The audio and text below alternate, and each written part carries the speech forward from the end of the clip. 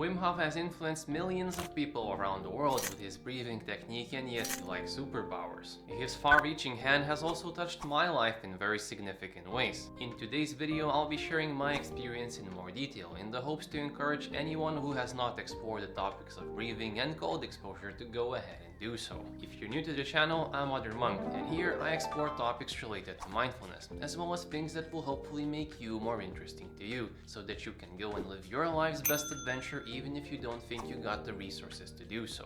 If you haven't heard about Wim Hof, I think the quote by Andrew Huberman, a known professor of neurobiology, sums it up nicely. Wim violated the rules laid out in medical textbooks so drastically that scientists had to pay attention. Wim Hof has done many crazy feats. To name a few, he has climbed Mount Kilimanjaro in shorts, he has run a half marathon above the Arctic Circle, wait for it, barefoot, and has stood in a container surrounded by ice cubes for nearly 2 hours. Feats that initially would seem humanly impossible to do.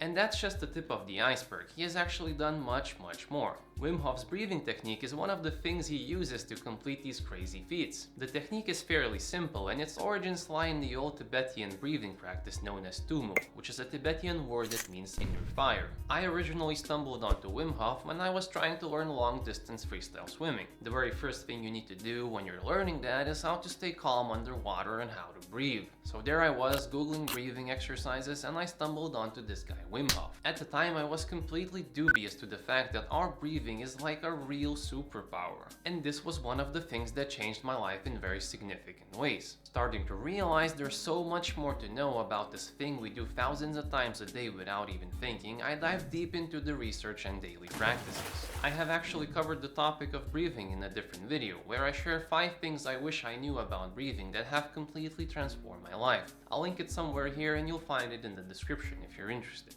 But to put it shortly, your breathing is like a gateway to controlling your entire nervous system. You can elevate your heart rate, you can slow down your heart rate, you can influence your digestion, you can change your body temperature, all with this very simple thing we take for granted. And that's just a fraction of the things you can do with breathing. You can actually do much more. Wim Hof, in a famous study, has even used his breathing technique to not get sick while being injected with E. coli bacteria. I've also had some personal experiences with overcoming flu-like symptoms myself, so you can literally enhance your immune system on demand. How crazy is that? Learning how to breathe expanded into many areas of my life. I learned to reduce stress and anxiety at will, improved my sports performance, as well as learning and focus-oriented processes. While we're on the topic of breathing, I actually have some guided breathworks on my channel. You can find variants of the Wim Hof breathing technique, as well as various other breathworks that can help you reduce stress, anxiety, elevate your mood, energy, focus, and so on. Most importantly, I try to make the process of breathing enjoyable by giving guidance and aligning it with peaceful music, for example. Let's look at the second part of the Wim Hof equation, cold exposure. If you knew me personally, you'd know what a shocking influence cold exposure has had on my life. I used to be the guy who's always cold, wearing 5 socks, 7 sweaters, and always catching a cold during the cold season.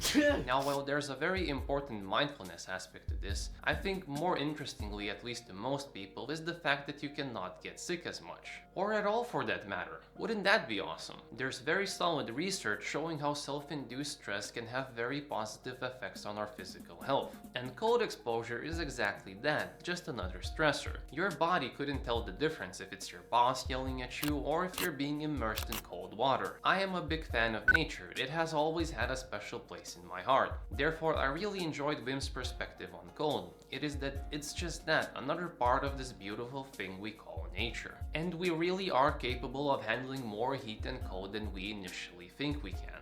In fact, a significant part is highly influenced by the environment we grow up in and how much we train for these conditions.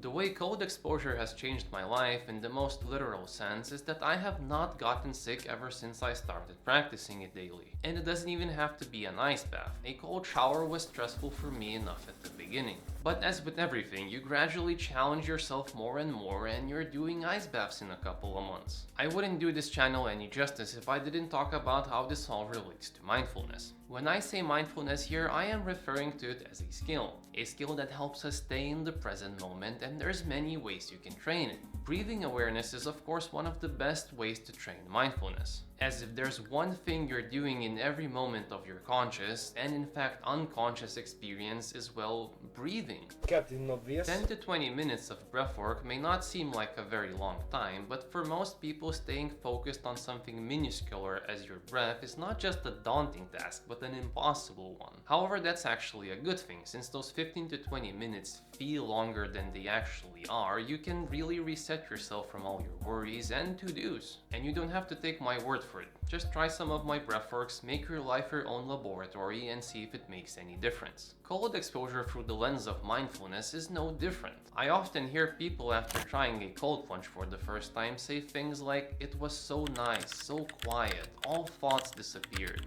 And that is the power of sudden self-imposed stress can have. Certain areas of your brain start firing and you become one with the present moment absent any thoughts. This state, together with all the dopamine-related neuroactivity, is very addictive, and one needs to be very careful to do it for the right reasons. And the right reasons, the best reasons are, I would say, is to get to know your body and mind better. Too much of even a good thing can quickly become a problem. The very last thing I wanted to touch on is this topic of belief. As Sam Harris, one of the world's renowned intellectuals on questions of neuroscience, has said, "We are belief machines." Numerous studies have shown how our beliefs can affect us not just on the mental but on the physical level as well. One famous study had 84 hotel room attendants split into two groups.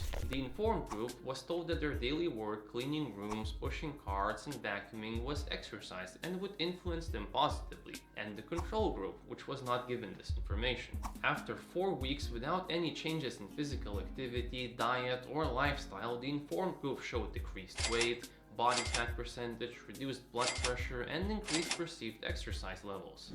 So the conclusion, simply believing that their work counted as exercise led to real physiological improvements, demonstrating the power of mindset in shaping our health outcomes. How does this all relate to Wim Hof? Well, remember all those crazy feats he has completed? If you go and ask Wim Hof, say how he was able to stay surrounded by ice cubes for nearly 2 hours, he accredits a lot of it to simply believing. And I couldn't imagine him saying anything else really. Of course, there are certain limits on what someone might be able to do, but a lot of those limits are just a story our mind tells us. I think the quote by Henry Ford sums it up nicely. Whether you think you can or you can't, you're right. This perspective of believing has greatly influenced my personal life as well. I have completed many things I would have deemed completely impossible before. So to conclude, this was a short overview of how Wim Hof has literally changed my life. If you decide and go dive deeper into these topics, you will likely take different things out of there. However, that's the whole point. Your perception of the world will always be unique to you, and all I want is to encourage you to go and explore these topics on your own. And that is all I wanted to share with you today. If you found this interesting, you might also enjoy this video where I talk about the things I learned trying to live like David Goggins, or this video where I speak about how to start enjoying meditation. Thank you all so very much for watching, stay mindful, and I hope to see you in the next one.